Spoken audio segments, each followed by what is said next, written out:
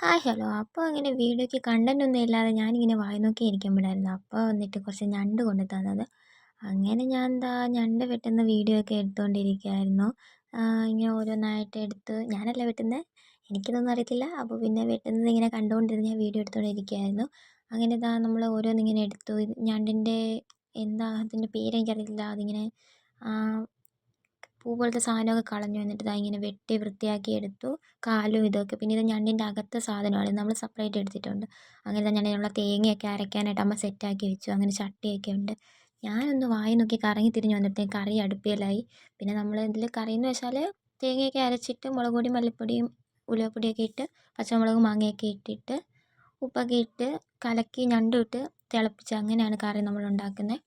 അങ്ങനെ ഇതാ നല്ല അടിപൊളി ഫ്രഷ് ഞണ്ട് കറി, നല്ല ടേസ്റ്റുള്ള ഞണ്ടായിരുന്നു കേട്ടോ. അങ്ങനെ നമ്മൾ ഞണ്ടൊക്കെ കൂട്ടി ചോറ് കഴിച്ചു.